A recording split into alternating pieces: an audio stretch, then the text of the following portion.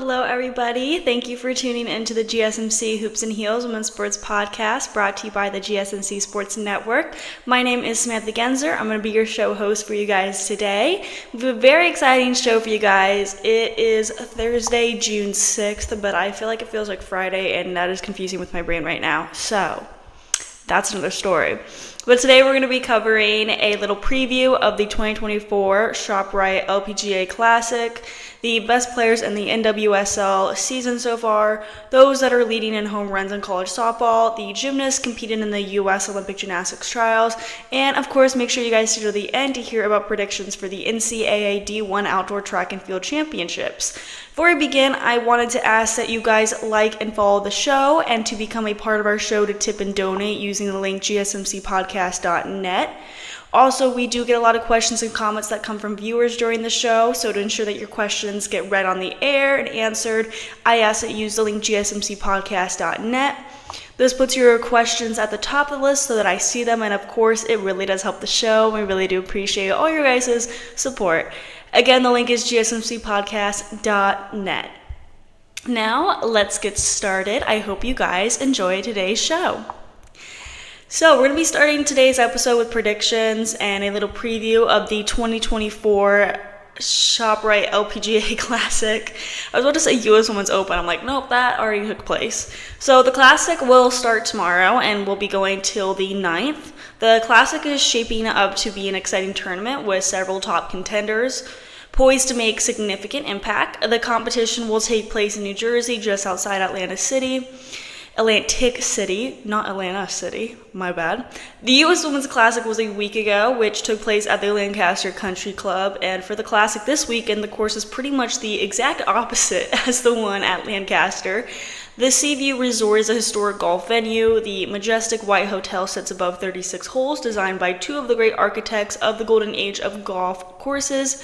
The William Flynn Pines course heads inland behind the hotel, and Donald Ross's Bay course extends from the front porch out toward the sea. The Bay course stretches to 6,197 yards and plays to be a par 71. The shortest test on tour, the women will play 8 pars for under 400 yards. Even the average par 5 is only 490 yards. The weather looks to be pretty good this weekend and pretty low winds. I think 15 miles per hour for winds this weekend, so it shouldn't be too windy.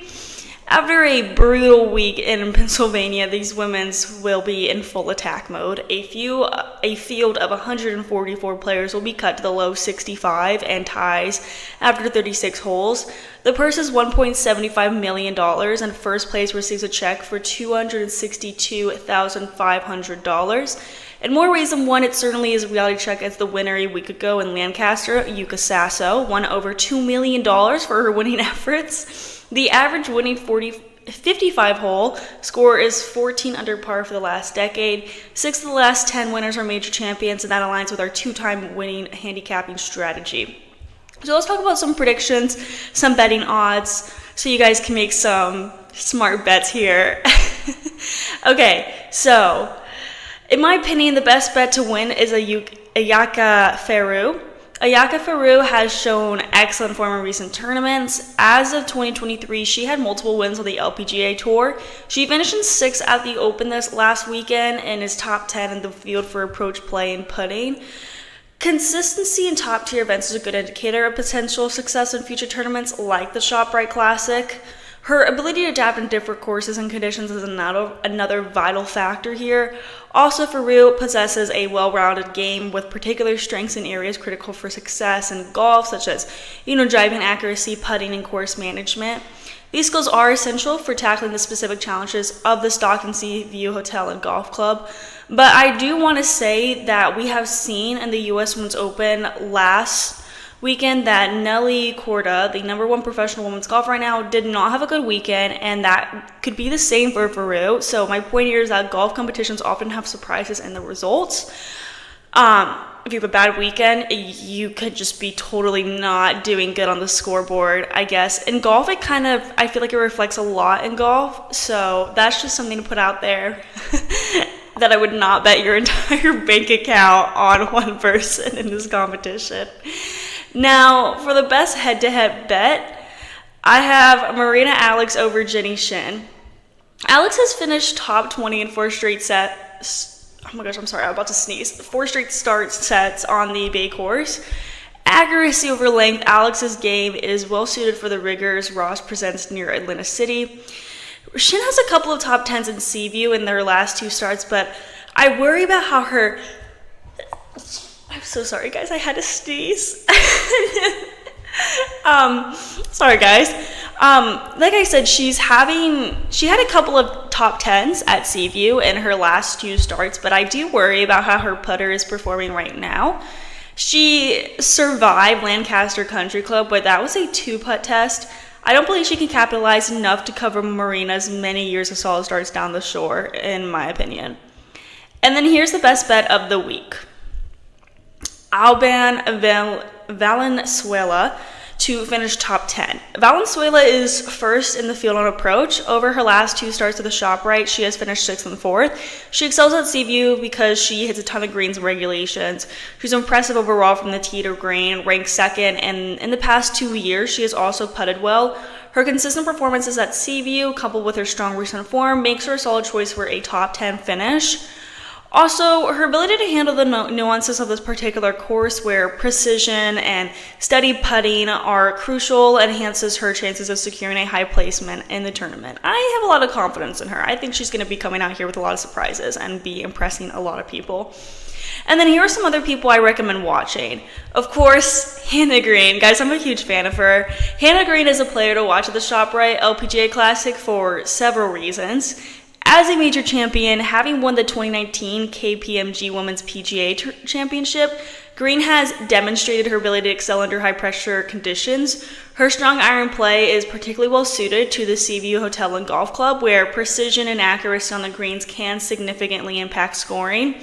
If she enters the tournament in good form, as evidenced by recent performances on the LPGA Tour, this momentum could be crucial. Green's adaptability to different courses and conditions, especially the coastal and often windy environment of the ShopRite Classic, especially at Atlantic City, further enhances her competitiveness. Additionally, her determined and competitive spirit, coupled with a growing fan base, not only boosts her performance, but also makes her a crowd favorite, especially for me. I mean, these attributes make Hannah Green a compelling player to keep an eye on during the tournament, so just putting that out there. And then, of course, Minjee Lee is another golfer to consider watching at the ShopRite Classic. With multiple LPGA Tour victories, including majors, Lee has consistently demonstrated her capability to perform at the highest levels of the sport. Her game was characterized by a strong all-around skill set with particular strengths in driving accuracy and short game precision, which are crucial for navigating the challenges of the Seaview Hotel and Golf Club. Lee's ability to stay calm and composed under pressure is one of her standout traits, I think, and in her particularly I see that. This mental resilience is especially important in tournament settings where conditions can change rapidly, like I mentioned with Corda, such as the coastal winds often encountered at the ShopRite Classic. I think there will be some winds, even though the prediction doesn't say it's going to be too bad, I guess, but any winds is going to influence something. Also, Minjee Lee's proficiency in putting and her strategic approach play can give her a distinct advantage on a course where accurate shot making leads to viable birdie opportunities. Moreover, Lee's international experience and success in diverse competitions and conditions like weather and such underscore her adaptability, making her a formidable competitor in any field, really. I always recommend watching her. Her consistency and track record of top finishers make her not just a player to watch, but also a potential contender for the title. But I'm hoping she's in the top 10. I do think she's going to be in the top 10.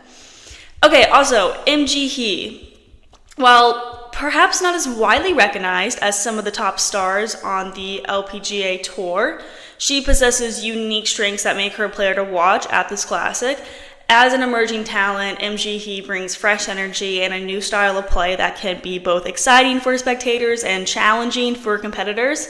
Her skill development, particularly if she has shown significant improvements in areas like driving accuracy, putting, or course management, aligns well with the demands of the Seaview Hotel and Golf Club, which requires strategic play and precise execution.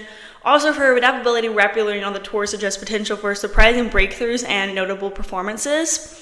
Additionally, mental toughness and the ability to maintain focus and composure in high-pressure situations are invaluable traits that could lead to impressive results at the tournament, and especially by her being relatively new or less known also provides the powerful motivation. The drive to establish oneself and earn recognition can push a player to perform beyond expectations. Ultimately, given these factors, MG He could certainly make a significant impact and is someone to keep an eye on during this weekend. Lastly, no shocker I'm saying this here, Athaya Thitikul is an exciting talent to watch at the ShopRite LPGA Classic, having quickly established herself as a formidable competitor on the LPGA Tour. One of her most notable qualities is her impressive early achievements. She has won several tournaments, showcasing her ability to secure victories against seasoned professionals. Thitikul is also known for her frequently finishing the top tier of the leaderboard, a crucial trait for success in multi-day tournaments like the one this weekend. Her all-around game is robust with excellent skills in driving, iron play, and putting, allowing her to adapt to various courses and conditions. During her youth, Thitikul has demonstrated remarkable mental toughness and poise under pressure, which is essential in close-fought rounds. To add her international experience, having competed on different types of golf courses against diverse fields of competitors, equips her well for the challenges of the Classic this weekend.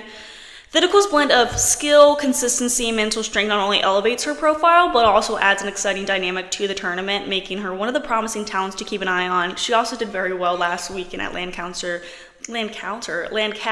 Country Club, so I have a lot of faith that she's going to be interesting this weekend as well. Now we are going to move on to our next segment where we talk about the best players in the NWSL so far. So before we get into that, we're going to be taking a quick break. So I will see you guys very soon.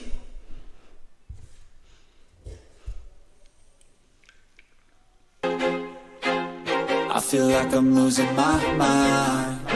Is everybody in the world blind? Please, Lord, give me a sign. A sign. I feel like I'm losing my mind. Is everybody in the world blind? Please, Lord, give me a sign. A sign. I wanna be the greatest. Everybody on the fake shit. I look around and feel like everybody is the fakest. I make this every day and I'm impatient, hoping one day I blow up from the basement. Statement, the top is so vacant. I don't hear shit that I think is amazing. Waiting for my day when I'm playing sold out shows for 1,000 faces. Hey, give me that crown, get in my way and to be put down. It ain't your place, all this my town. If I want that shit, then I'll get it right now. I'm losing it, the noose it fits. I'm losing shit, a stupid myth. You choose to live or choose to dip. You choose to fight or lose your grip and lose a gift. I feel like I'm losing my mind. Is everybody in the world blind? Please, Lord, give me a sign. A sign. I feel like I'm losing my mind. Is everybody in the world blind? Welcome back, everybody, to the GSMC Hoops and Heels Women's Sports Podcast, brought to you by the GSMC Sports Network. We just got done doing a little preview of the 2024 ShopRite LPGA Classic this weekend, and now we're going to talk about the best players in the NWSL so far this season. Before we begin, I wanted to remind you guys to like and follow the show and to become a part of our show to tip and donate using the link gsmcpodcast.net. We also get a lot of questions from viewers during the show, so to make sure that your comments get read and answered on the air, I recommend using the link. Once again, the link is gsmcpodcast.net. We really do appreciate the support. It makes a huge difference, guys. And make sure you guys go to the end of the show to hear about predictions for the D1 Outdoor Track and Field Championships. Okay, now let's get started. Okay, so this is in no particular order. I just want to point that out here. These are just a list of people that have been standing out so far this season. So the order means nothing. It's also kind of, okay, I guess, I'm sorry, guys. Maybe this is disorganized. But when I was, putting my list of best plays out there, I wasn't putting in, categories of positions or categories of, teams. So I apologize that if it seems disorganized. But this is also in no particular order, so this is not saying these are the best from the season and whatnot. Because if I were going to do that, this order would be different. But that is not what we're doing here today. Except, although the first person I do think is the number one best player in this season so far. Barbara Banda, yay! Like, obviously I'm saying that. She plays for the Orlando Pride, and as we know, the Pride takes first right now in the league. They are in a winning streak right now, and I think they are the absolute best team in the league this year. For the last 5 games, Banda has started each game and has scored a goal in all but one. In May's first match with the North Carolina Courage, Banda scored 2 goals. In the May 5th match with the Racing Louisville, Banda scored 1 goal. At the May 19th match with the Seattle Reign, she scored 2 goals. And lastly, at the May 24th match with the Portland Thorns, she scored another 2 goals. She has been leading her team and the league with goals scored and has also been successful in assists, including 3 braces in the last 5 games, which is a huge part as to why her team has been so successful this season. In my opinion, she is the best forward in the league and maybe even the best offensive player. Moving on, we have Trinity Rodman from the Washington Spirit. She is a winger for them. She is more involved in defensive actions than most defenders in the league and contributes significantly to the Spirit's success in the season. In the 10 matches she's played, she has had 3 goals and 4 assists. She's had 15 shots on target so far, so I think 3 out of 15 is a good percentage at the moment. For her, she's definitely a standout winger on the team. Like, when you're looking at the team, like, when you are truly just watching that side of the field, that team, when the Washington Spirit are going against their opponents, she really stands out as a player, and she's been playing a lot of minutes. Next, we got to talk about Corey Bethune from Washington Spirit. She's an attacking midfielder. Bethune immediately stepped into the number 10 role for the Spirit and scored 3 important goals. She also ranked in the top 10 in chance creation and pass completion percentage in the final third in the league. The NWSL can be unforgiving to rookies. I also forgot to mention she is a rookie this year, so this is super impressive that she is on this list. So, the league can be unforgiving to rookies, but right now, Bethune is making the case for a chance for the U.S. women's national team, which is huge. She started 11 games so far, and she has scored 4 goals and had 8 assists. She's had 9 goals on target so far, so that's a great ratio there, obviously. I'm really impressed by her. She's always been known when she was playing for college soccer, but now that she's on the NWSL league, it's like a whole different world has opened up for her. Now we got to bring up an amazing defender. Naomi Girma on the San Diego Wave has been dominating her center back position. She was a finalist for MVP as rookie in 2022, and this year I think she could possibly take an MVP honor. She's strong, speedy, and a solid backline for the team. I feel like she builds most of the confidence for the team, for the defense on the team, and what I mean by that is if everyone else just had an off day and let the ball go right through their legs, they could trust Girma to defend their goal with the center back position. One of the biggest aspects you need in the center back is trust, and the San Diego Wave can trust Girma, and that's how I sort of decide if someone is a good center back or not. She's like a wall for the team, I feel like. She's really impressed me. Next, we have the iconic, and I'm sorry, I'm not going to say this name correct, Bia Sanarato, the forward on the Kansas City Current. She's had 4 goals and 2 assists so far, and she has had 6 shots on target, so that percentage is looking great. She's unstoppable, simply put. Twice this season, the forward has made a defender bounce off of her like a Super Bowl striking payment before she buried one of her 4 goals. No player has been more involved in attacking sequences per 90 minutes, and she's tied for the lead in duels, which is a byproduct of the current smothering high press. What would make her a stronger forward is if her teammates can help her make more opportunities. She has gotten a lot of opportunities so far displayed by her goals and assists, but still the Kansas City Current is not the strongest team in the league right now, and they all need to make more opportunities offensively. She has amazing shooting abilities, and she's fast, so she can be trusted by her team offensively, and I think she is. I just do wish I have seen more opportunities on the offensive side for the Kansas City Current so far in this league. Also, on the Kansas City Current team is Temwa Chawinga as their winger, and she's been definitely a standout player. She's running onto the ball, and behind must literally be every defender's worst nightmare right now. Chewinga also has 4 goals and 2 assists, and she's a big reason why Kansas City is undefeated with 17 goals scored. Few players can change the game like she does, and she's unstoppable, just like, I'm gonna try to say this last name correctly again. Guys, I'm so sorry, I'm so bad at names. She's unstoppable just like Zanerato. I believe that's actually how you say that, Zanerato. Anyway, basically what I'm saying is Kansas City Current has been doing really good. They have made, I don't want to say they have been making very good opportunities offensively since they are literally undefeated and they've had a lot of goals, but I was just saying with, I do wish that I have seen Bia Zanerato make more goals, if that makes sense. Does that make sense? I don't even know if that makes sense. I'm losing my mind. Anyway, next I gotta mention Ashley Sanchez, a forward on the North Carolina Courage.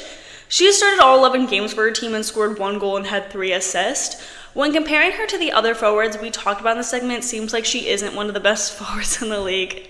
But I personally think she is. She's a playmaker and she can make stuff happen in the attack, which is something the team, including the USWNT, should consider having her on the team again, like desperately needs with the Olympics right now in the corner. Okay, I don't know if that made any sense, but the USWNT is still looking for people on the team, and I think they should reconsider having her on the team because she's a playmaker and they need that, especially with the Olympics coming up.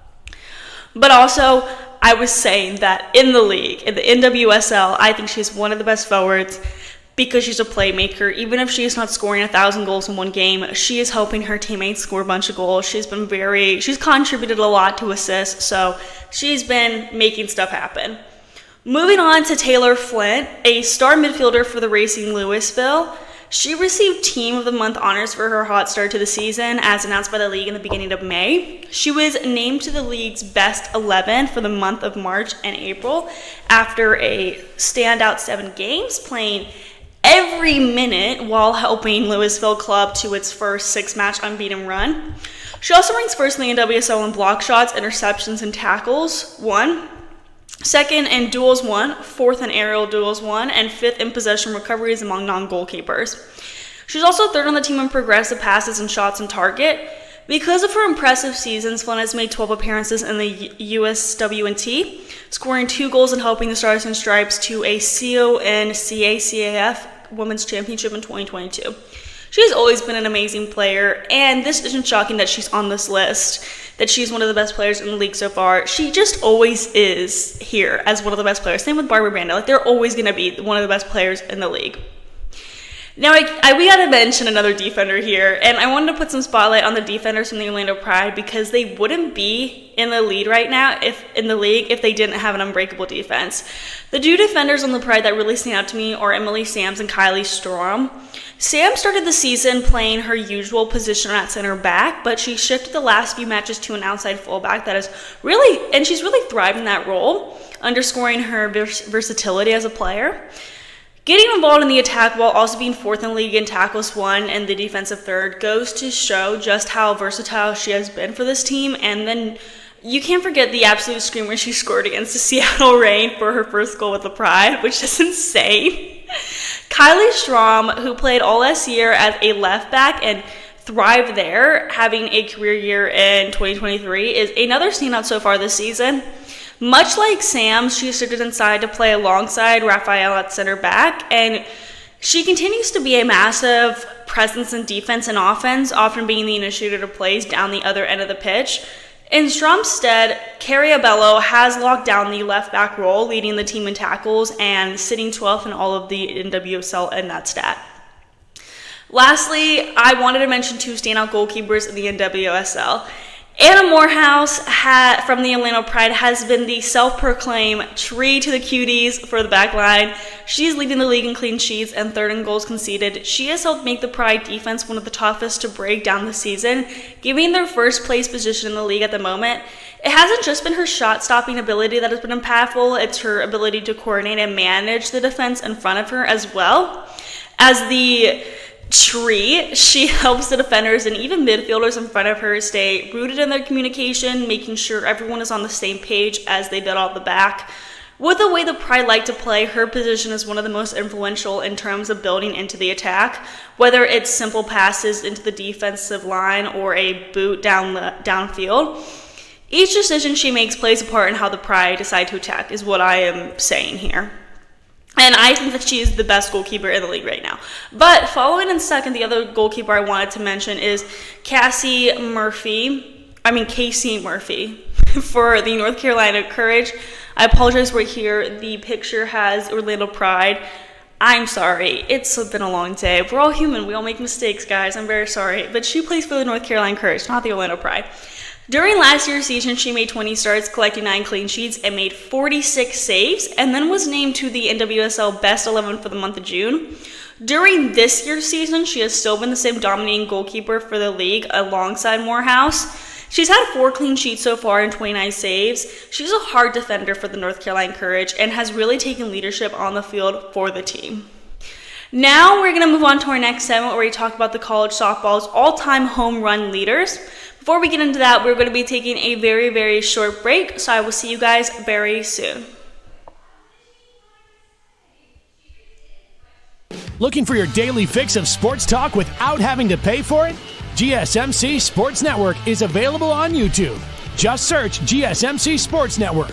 Get your fix of daily sports talk shows on YouTube, absolutely free. NFL, college football, NBA, MLB, MMA, UFC, fantasy football, and so much more.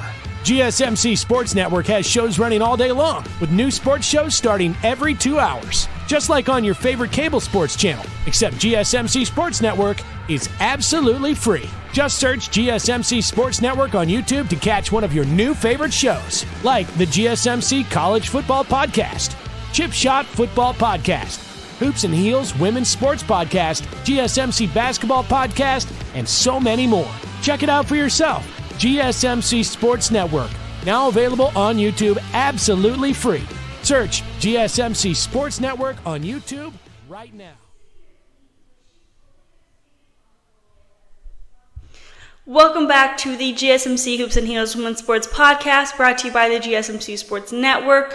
We just got done talking about the best players in the NWSL so far this season, and now we're going to talk about college softball's top all-time home run leaders. We're just going to get I was like trying to say right and straight at the same time. We're going to get right and straight into it. That didn't make any sense. I'm sorry, y'all. Basically what I'm saying is we're going to get right into this. Okay, at 93 home runs is Addison Barnard from Wichita State University from the years 2021 to 2024.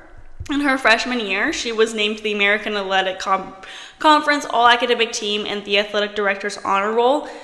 She earned her, I'm sorry, my screen was glitching so bad. I'm sorry if my camera frame just glitched or anything, and if the audio was off. Okay, I hope nothing is wrong here. Okay, technical difficulties. Moving on, hopefully we're good now. In Barnard's freshman year, she was named to the American Athletic Conference All-Academic Team and the Athletic Director's Honor Roll. She earned NFCA Second Team All-Central Region Honors and was named the American Athletic Conference Tournament Most Outstanding Player and to the All-Tournament Team. Her freshman season was highlighted by settling Wichita State single-season records for home runs at 22 and RBIs at 61. Notable performances included a 2-run home run in the NCAA Norman Regional Elimination Game against Texas A&M, a 2-run home run in the AAC Tournament Championship game against UCF, and multiple home runs in series against ECU and Kansas City.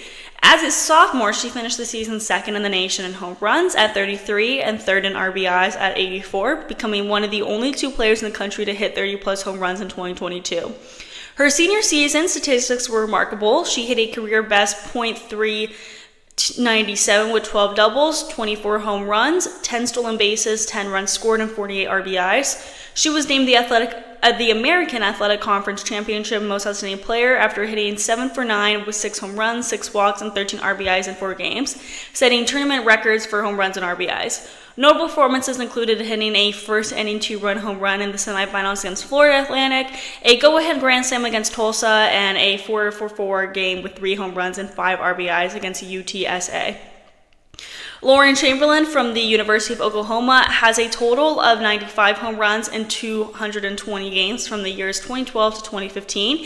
As a freshman in 2012, she set the Big 12 Conference's single season home run record, hitting 30 home runs. She finished second in the nation in home runs that year as well. She was the first freshman in Big 12 softball history to win the Big 12 Player of the Week award 3 times. And that season, she led her team in home runs, RBIs, runs scored, and total bases, second in walks, and third in batting averages, hits, doubles, and stolen bases.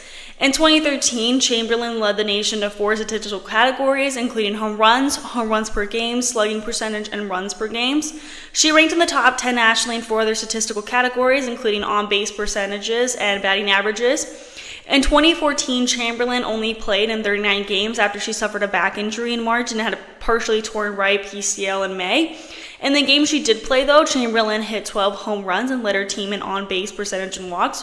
Her 51 walks is the 6th best mark at Big 12 Conference history.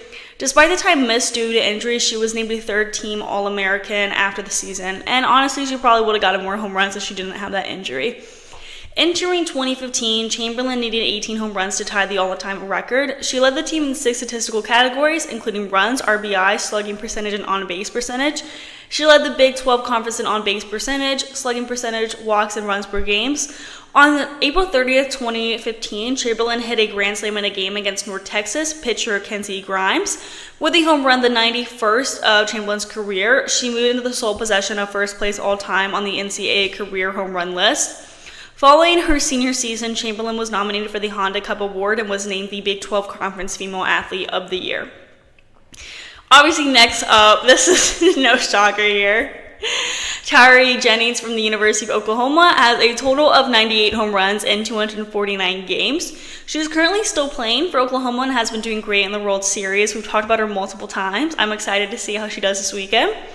She started playing in 2021 for Oklahoma. Jennings began her career going 4-for-4 with 3 home runs and 6 RBIs in a 29-0 victory, which is insane. During the weekend at the Minor Invitational, she was 12-for-13 with 5 home runs, 12 RBIs, 30 total bases, 8 extra base hits, and a .983 batting average. She was subsequently named Big 12 Player of the Week for the week ending in February 16th, 2021. During the Corey Marriott tournament, Jennings went 11-for-19 with a .647 batting average, 4 home runs, 10 RBIs, and 23 total bases. She did not register a strikeout all weekend, which is insane as well. She was named Big 12 Player of the Week for the week ending March 9th, earning her 2nd weekly honor. Jennings earned her 3rd Player of the Week honor for the week ending April 7th. She also went 6-for-9 with 6 RBIs, 11 total bases, and her 16th home run of the season in a series against Kansas. Jennings then earned her 4th Player of the Week honor for the week ending April 20th. So she really just had a Player of the Month, not Player of the Week here. Jennings went 4-for-7 with 3 home runs, 13 total bases, and 5 runs scored during a series against Texas.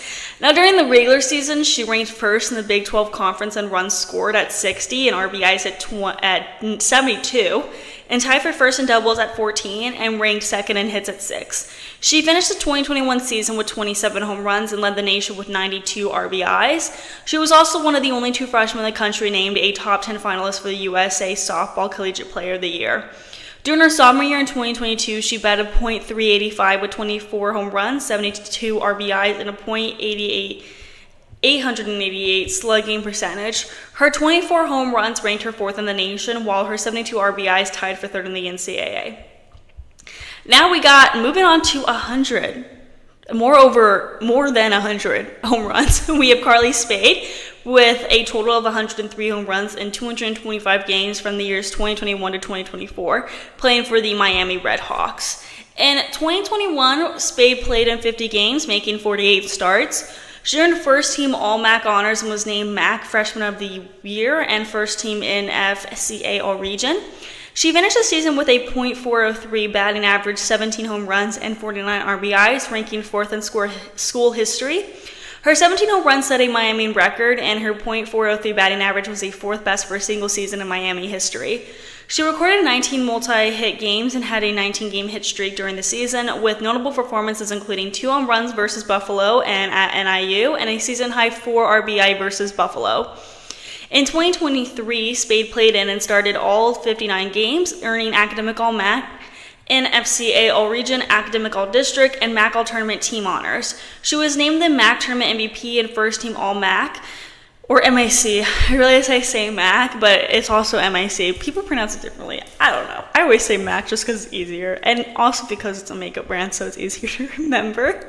She was also recognized as a second-team All-American by D1 Softball. That same year, she set Miami career records in batting average at .391, runs at 177, home runs at 67, and RBIs at 180. Nationally, she ranked 4th in home runs at 22 and 6th in home runs per game at .37, finishing the season with a .359 batting average, 54 runs, 66 hits, 10 doubles, 22 home runs, and 61 RBIs. In 2024, Spade played in and started all 58 games, hitting .407 with 36 home runs and 78 RBIs. She led the NCAA with a .516 on base percentage and a 1.102 slugging percentage. Her performance earned her a spot as a USA softball top 10 finalist for National Player of the Year, and she continued to rack up accolades, including First Team All-MAC, First Team All-Region, and First Team All-American honors from D1 Softball and Softball America, as well as Third Team All-American recognition from NFCA. She demonstrated her power by hitting multiple home runs in 5 different games and recording multiple RBIs in 21 games. Notable performances included 6 RBI games against Kansas City, Missouri, and Eastern Kentucky, hitting the first home run in Love Field's history, and being intentionally walked 3 times by Akron after hitting 2 home runs against them. She reached base in 40 consecutive games and drew a career-best 41 walks. Next, this isn't shocking at all, who I'm enjoying watching in the World Series. Jocelyn Alo has the most home runs, currently at 122 home runs in 267 games from the years 2018 to 2021. Oh my gosh, did I say I just realized what I said. I'm so sorry, guys. She played for the University of Oklahoma. I meant to say that I've been love watching her in past World Series games, not this year. Jeez, that was bad that I said that.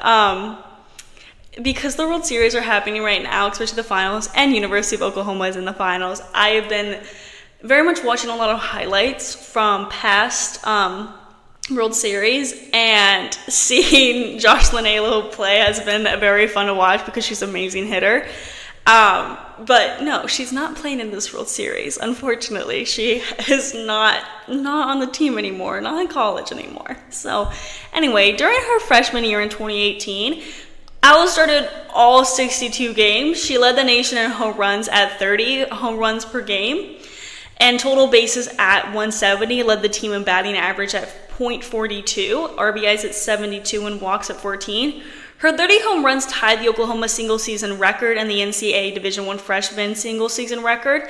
During her sophomore year in 2019, Alo started 59 games where she tied for the team lead in RBIs at 56 and ranked second in hits at 66 and on-base percentage at .484. During her senior year in 2021, Alo was named Big 12 Player of the Week for the week ending in March 16, 2021, and Oklahoma's 5 games in the last week of March of 2021. She hit 6 home runs, going 7 for 17 with 10 RBIs and 25 total bases. And then on April 3rd, 2021, Alo's 40-game hitting streak came to an end after she finished the game hitting 0 for 1 with 2 walks. Her hitting streak was the longest in Oklahoma program history and was 3 games short of all-time NCAA Division I record of 43 games set by Sarah Graziano in 1994. Following an outstanding season, she was named Big 12 Player of the Year, First Team All-Big 12, USA Softball Collegiate Player of the Year, and Softball America Player of the Year. On June 5, 2021, during the 2021 Women's College World Series, Alo hit her 31st home run of the season, setting a new Oklahoma program record for home runs in a season, surpassing the previous record of 30 set by Lauren Chamberlain in 2012. And that is one of the highlights that I watched. I recommend you go search that up on YouTube. On February 20th, 2021, Alo hit her 95th career home run, tying the NCAA record. On March 11th, 2022, during the Rainbow Wahine Classic in the home state of Hawaii, she hit her 96th career home run, setting the new NCAA record, surpassing the previous record set by Lauren Chamberlain.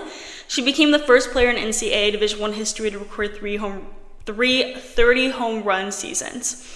We're now going to move on to our next segment where we talk about gymnasts that are competing in the U.S. Olympic Gymnastics Trials. Before we get into that, we are going to be taking a short break like usual, so I will see you guys very soon.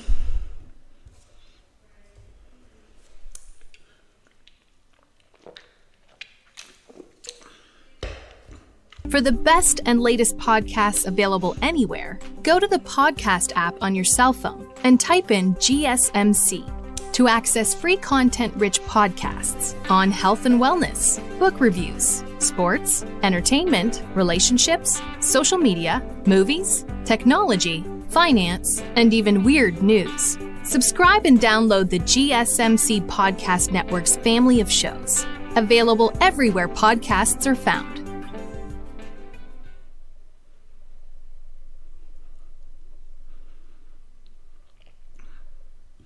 Welcome back, everybody, to the GSMC Hoops and Heels Women's Sports Podcast, brought to you by the GSMC Sports Network.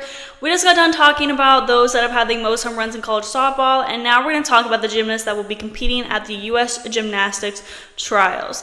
The trials will be lasting from July 28th to August 5th. The men's and women's will be competing simultaneously. There's a huge schedule for how it all works, so I recommend checking that out if you would like to see some of these athletes compete before the Olympic Games. The athletes with the highest all-around score will automatically qualify for the Olympics, and the athlete selection committee will choose the remaining 4 members of the team.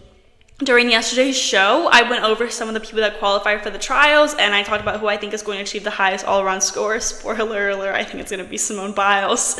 Yesterday, I also talked about Sky Blakely, Jade Carey, Dulcie Kaler, Jordan Childs, Kayla Gicello, Shalise Jones, Sunisa Lee, Kalaya Lincoln, and Evelyn Lowe. So if you're interested in hearing my opinions about them, I recommend you go ahead and check out that video from yesterday. So let's just continue our conversation. The people that I did not talk about yesterday that qualify for the trials are Zoe Malomo from Metroplex Gymnastics, Hesley Rivera from Woga Gymnastics, Jocelyn Robertson from the World Champion Center, Simone Rose from the Pacific Range Gymnastics, Tiana Simona-Sekera from the World Champion Center, and Leon Wong from the University of Florida.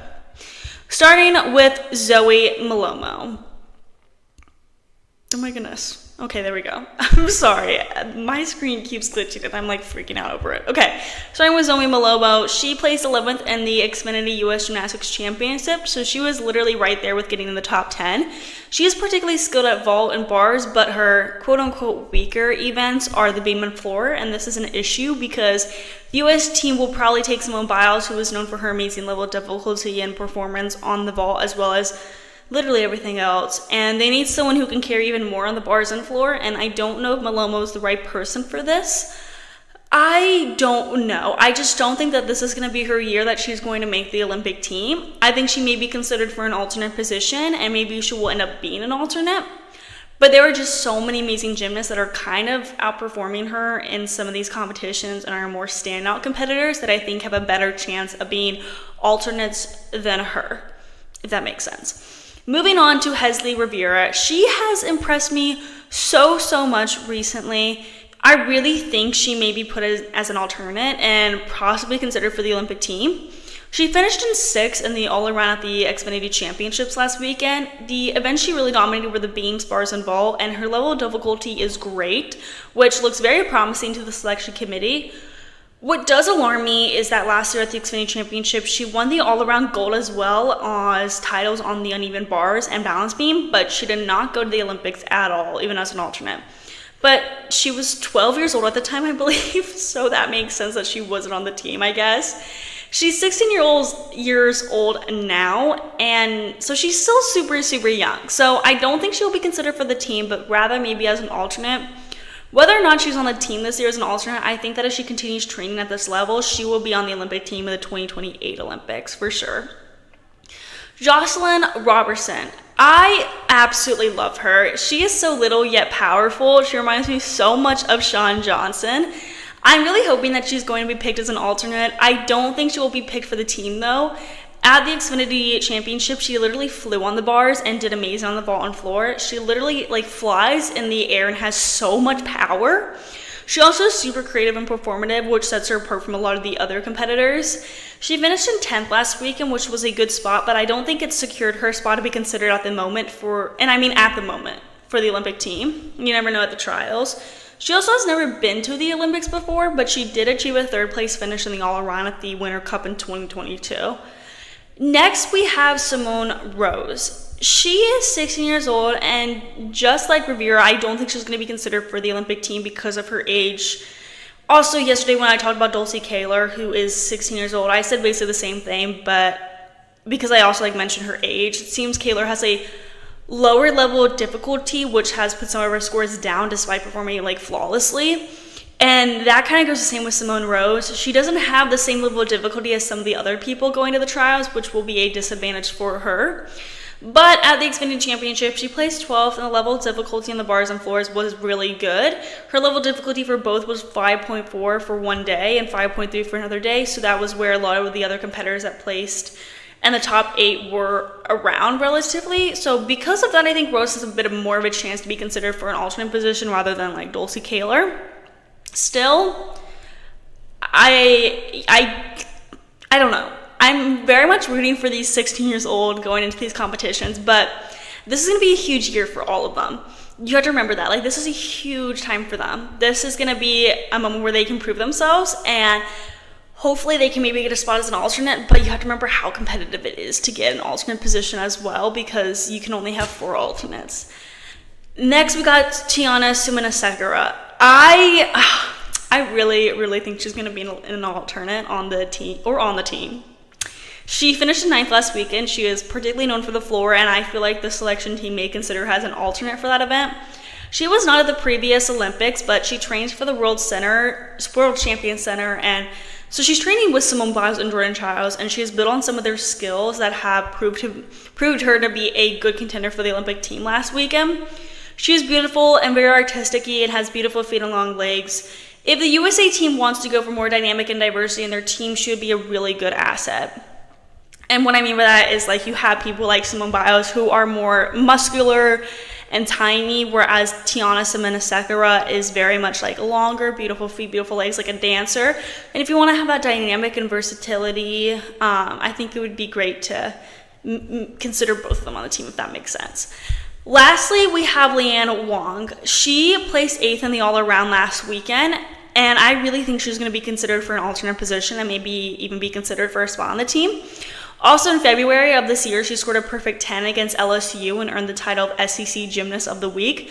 She's very fit for the Olympics, and she's clearly very skilled on the floor. So here's one of the biggest things, though. She won the silver medal in the all-around and bronze and floor exercise at the World Championships in 2021, and she was an alternate for the U.S. Olympic team for the Tokyo 2020 Olympics that were held in 2021, so the same year. If she was already an alternate, I think there's a huge chance that she will either be an alternate again this year or be on the team. And she really has only improved even more these past couple of years, so it would be unwise for Team USA to not have her be part of the team in some way, Now that we just got through everyone, I wanted to show y'all what my ideal and perfect team would look like if I was the selection committee. The Olympic team is comprised of 5 athletes and up to 4 alternates, so here is what my team would look like / this is who I would pick.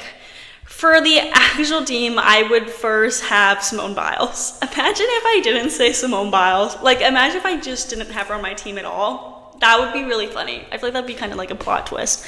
She's the best gymnast in the world, in my opinion. Her level of difficulty is out of this world, and she can carry the points just with that. Also, she's got a proven track record and could act as a mentor for the other gymnasts, considering she's competed at the Olympics before and is also in a lot of high-level competitions. Okay, I'm not going to go over her much because literally she's the best gymnast out there. I feel like I don't need to do that much explaining for her. Moving on, my next pick would be Sky Blakely. Blakely has demonstrated her prowess as an all-around gymnast, excelling in multiple apparatus. Her balance and versatility make her a strong contender for any event. She has those long, beautiful legs and feet like a dancer, which contrasts to Biles, who is more powerful like a Shawn Johnson type gymnast. I would want a very versatile, diverse, and dynamic team, so I would look for different strengths and features in each gymnast. Also, she placed 2nd at the Xfinity Championship, so she is right there with Biles. Next, I would have Jordan Childs. Actually, I just realized my presentation is in this order. It's in Jade Carey. Next, I would have Jay Carey. Okay, so she won the gold medal on floor exercise at the Tokyo 2020 Olympics, and she's known for her high difficulty routines, particularly on vault and floor exercise. Carey has shown that she can deliver under pressure, as evidenced by her Olympic gold and strong performances in other major international competitions. She has shown much improvement in the recent years, and she was a standout at the collegiate level as well. So I already spoiled who I would pick next, but also this is not really in any particular order, although I would have, if it had to be in an order, obviously I would have Simone Biles first pick, but this is not really in any order. Like Jay Carey and Jordan Childs, I would have them like interchangeably in the same order, you know what I mean, like if I'm picking them. Okay, but like I said, Jordan Childs. Okay, first, Jordan Childs will be the biggest cheerleader and mentor for the team, but also Childs is known for her consistency across all apparatuses. She can be relied upon to deliver strong performances in vault, uneven bars, balance beam, and floor exercise, making her a versatile asset to the team. She has a lot of spice into her routines, especially for her floor routines, where she has fun little movements that show off her personality, and I think that would bring a lot of diversity to the USA team. It would set the team apart from many other teams at the game, so I think it would be like also a kind of performance-wise, like for the judges at the Olympics to be like, okay, this is different, you know? Lastly, on the team, I would pick Sunisa Lee, obviously. This one doesn't need much explaining either. She won the gold medal in the all-around competition at the Tokyo 2020 Olympics and also secured a bronze medal on uneven bars and was a crucial member of the US team that won silver in the team event. I feel like it's very obvious that I would pick her on the team, and I think she should be an automatic selection for the team. Like, they should already be like, okay, Simone Biles and Sunisa Lee, they're already on the team. Like, that's not even like not even a discussion. Like, they're already on the team. Now we have to get to our more tricky selections, the alternates. I can only pick 4 alternates here, and geez, I struggled with this. I was going to pick 5, and then I was like, you know what, I'm going to stick with 4. I'm going to actually do this. I'm going to really pretend like I'm on the selection committee. Sorry, guys. Okay. First, I would pick Kayla Cicello. She's a powerhouse, all-around gymnast. She shines on every apparatus, making her super versatile. Remember her stunning performances at the Junior World Championships. There you go. She's also a regular top finisher at national competitions like the US Gymnastics Championships. Her ability to consistently deliver strong routines under pressure is exactly what you want in an alternate. Plus, she's got international experience, which is a huge plus when you're dealing with the big stage. Next, I would pick Jocelyn Robertson. If you've seen her on vault and floor, you know this girl brings power and precision. She's a beast on vault and has this dynamic flair and floor exercise that grabs high scores. Her recent medals at events like the DTB, Pole Team Challenge, and the Pan American Championships prove she can handle the heat here. Her ability to stay cool and deliver when it counts makes her a great backup for any situation. Then there's Tiana Sumana-Sekera, who's been killing it on the balance beam and floor exercise. She's really come into her own lately, showing significant improvement. Her performances at the US Championships and the Pan American Championships were top-notch. What's exciting about Sumana-Sekera is that she's on an upward trajectory, meaning she's only going to get better. Plus, her teamwork at international events shows she's ready to step in and support the squad whenever needed. Lastly, Leanne Wong is another strong contender. She's got that perfect blend of skills on uneven bars and balance beam. Leanne Wong's experience is a huge asset, because she was an alternate for the Tokyo 2020 Olympics and has performed brilliantly at the World Championships, helping the team secure gold. So, I mean, if she's already an alternate before, I think she'd be a perfect selection again. Competing for the University of Florida, she's been a star in NCAA Gymnastics too. Her balanced skill set and consistent performances make her a solid choice for any lineup. She better be on the team or an alternate, or I'm literally gonna cry. Now we're going to move on to our next segment where we talk about predictions for the NCAA D1 Outdoor Track and Field Championships. Before we get into that, we're going to be taking a very short break, so I will see you guys very soon.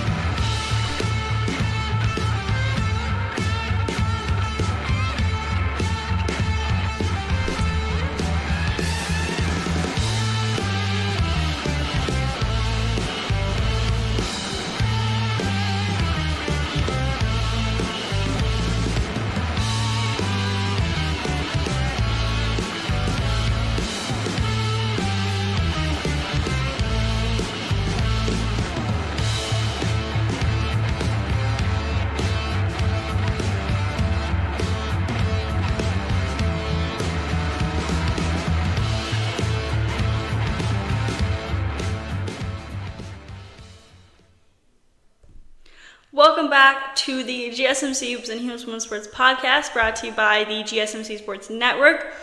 We just got done talking about the gymnasts competing at the U.S. Olympic Trials, and now we're going to talk about I'm so sorry. We're going to talk about some predictions for the NCAA D1 Outdoor Track and Field Championships. The championships are being held from June 5th to June 8th, but the men's and women's events are being held simultaneously.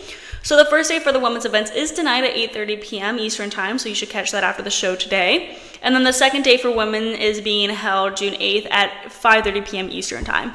Let's start with the field events. I usually always start with the running events. So we're switching up today. We're doing the field events first. Okay, so starting with the hammer event, Shelby Moran may be able to win this. She recently secured her second consecutive Pac-12 title with a throw of 225 feet 8 inches or 68.80 meters, demonstrating her dominance in the event.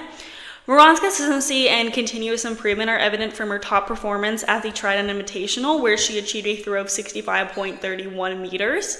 Currently ranked 4th in the NCAA for the 2024 season with a best throw of 66.62 meters, Moran stands as one of the best elite throwers in the nation. For the shot put, Jada Ross has a good chance of winning. Oh, there we go. Ross is currently one of the highest ranked shot putters in the NCAA, frequently leading to national competitions. Her ability to consistently throw distances that are competitive on the world stage set her apart from her peers. She recently claimed the Pac-12 shot put title with a commanding throw of 19.01 meters, winning the event by over 7 feet. This victory at a major conference championship demonstrates her competitive edge and readiness for national competition.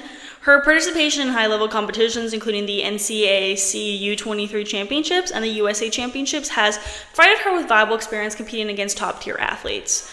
For the discus, we got Elida Van Dalen, who has been breaking records and consistently outperforming her peers throughout the season. She set a new personal school and meet record of the Pepsi Florida Relays with a throw of 61.84 meters, making her the first female athlete in her school's history to surpass the 200-foot and 60-meter mark in the discus throw.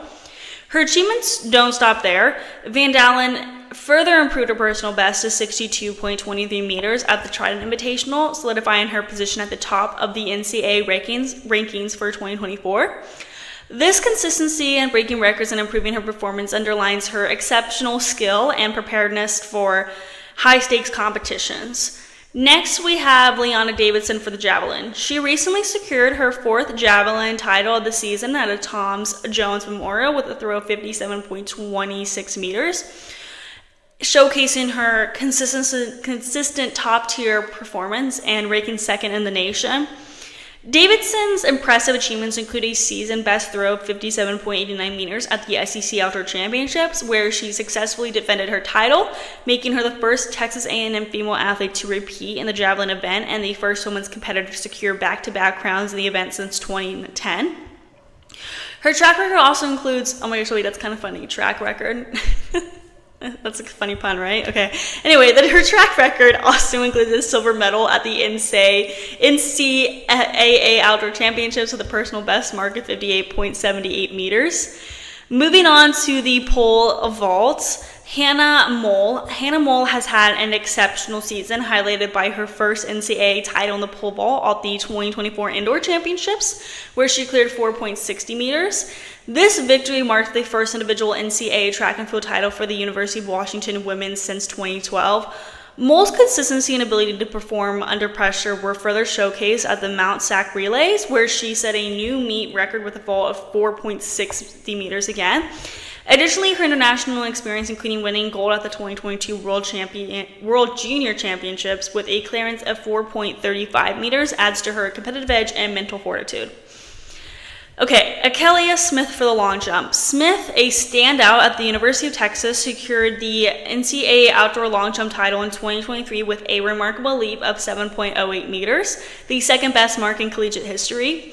Her consistent excellence continued into the 2024 season, where she produced a world-leading jump of 6.85 meters, further showcasing her dominance in the event. Lastly, for the field, we have Lamara Distant for the high jump. At the 2024 SEC Indoor Championship, she became the first collegiate to clear 2.0 meters, setting a new NCAA indoor high jump record and securing her third consecutive SEC indoor high jump title. Distance consistent excellence continued at the Commonwealth Games, where she won the women's high jump with the clearance of 1.95 meters, defeating world-class competitors and further demonstrating her ability to perform on the international stage. So this is going to be a good competition for her. Now let's talk about the sprinting events. For the 100-meter dash, I think that Jaden Mays is going to win this. At the 2024 Pac-12 Championship, she won the 100 meters with a meet record time of 11.01 seconds and also claimed victory in the 200 meters with a time of 22.46 seconds. Her blend of speed, consistency, and competitive experience makes her a top pick for this event for sure. For the 100-meter hurdles, Grace Stark. Stark is a standout at the University of Florida, and she's had a remarkable season so far. She recently set a personal best in NCAA leading time of 12.56 seconds in the 100-meter hurdles, solidifying her position as one of the top hurdlers in the nation. Stark's achievement extends beyond this season. She has a history of top finishes, including being an NCAA indoor champion in the 60-meter hurdles and consistently ranking among the top hurdles in both the combination of indoor and outdoor events. And then her speed, technique, and competitive experience makes her a strong contender for the NCAA championships this year. So I have a lot of confidence in her. For the 200-meter dash, Mackenzie Long, no shocker here. It's hard to pick against Mackenzie Long after her 22.03 at the SEC Championships and 22.1 at East Regionals. Also, Long's achievements include winning the 200-meter dash at the LSU Invitational with a win-legal season best time of 22.21 seconds, which ranks tied for the NCAA lead this season. Moving on to the 400 meters, we got Nikisha Price. Price, representing the University of Arkansas, has consistently delivered outstanding performances throughout the season. She recently set a world-leading and personal best time of 49.72 seconds at the SEC Outdoor Championships. Price's accomplishments include winning the Jamaican national title in the 400 meter in 2023, where she set a personal best time of 50.21 seconds. This victory not only marked her as one of the fastest in Jamaica, but also highlighted her ability to perform under pressure on significant stages. Rachel Glenn for the 400-meter hurdles. She recently clocked a U.S. leading and career best time of 54.91 seconds in the 400-meter hurdles, making a triumphant return to the event since her last appearance at the 2022 SEC Championships. She has those long legs that help her, especially in this event. So, she's got the long legs that can help her sprint, but then also jump over the hurdles at the same time. The hurdles is one of the most impressive events to me because, how do you run that fast and then also, jump over those hurdles at the same time? That's insane to me. Now, let's talk about the mid-distance events. Michaela Rose for the 100 meters. Rose has set numerous records and achieved impressive times throughout her collegiate career. In 2024, she recorded a world-leading time of 1 minute and 58.37 seconds at the Brian Clay Invitational, which is one of the fastest times in NCAA history. This performance adds to her repertoire of sub-2-minute runs, solidifying her place among the best in collegiate history. And then for the 1500 meters, we got Maya Ramsden. Also no shocker here. In 2023, Ramsden secured the NCAA title in the 1500 meters with a personal best time of 4 minutes and 8.60 seconds, showcasing her ability to perform under pressure and against strong competition. To add, Ramsden's success is not limited to NCAA competition. She has also excelled on the international stage, representing New Zealand and breaking national records there. At the 2024 World Indoor Championship, she set a New Zealand national record with a time of 4 minutes and 6.51 seconds, further cementing her status as a world-class athlete. For the 3,000 meter steeplechase, Doris Lemgall. This is also one of my favorite events because it is so different than all the other events. I feel like this is such a contrast to them. Competing for Alabama, Lemgall has already made a significant impact in the sport, setting a meet and facility record with a time of 9 minutes and 28.21 seconds at the SEC Outdoor Championships. This performance marked the first gold medal in the event for Alabama at the SEC Championships. She might be a freshman, but there's no doubt in my mind that she is one of the best steeplechasers in NCAA history for sure. Moving on to the long distance events, we have Parker Valby for the 5,000 meters and the 10,000 meters. In 2024, Valby broke her own NCAA indoor record in the 5,000 meters, setting a new mark of 14 minutes and 52.79 seconds at the NCAA Indoor Championships. And then also she set a new U.S. collegiate record in the 10,000 meters with a time of 30 minutes and 50.43 seconds at the Brian Clay Invitational. She is just way ahead of everybody. This is no shock that this is being a prediction here. Like, I really think she's going to take home those first place positions in both of those events. So that concludes our show for today. Thank you guys so much for, oh my goodness, I just realized I never changed the title here. I'm sorry, that like annoyed me that I didn't. So that concludes our show for today. Thank you guys so much for tuning into the GSMC Hoops and Heels Women's Sports Podcast, brought to you by the GSMC Sports Network. Your support means a lot to us, so please remember to subscribe to the show and leave a positive review. It really does make a difference. We also invite you to follow us on Facebook, Twitter, TikTok, and Instagram for more content and updates. Thank you guys once again, and have a wonderful day.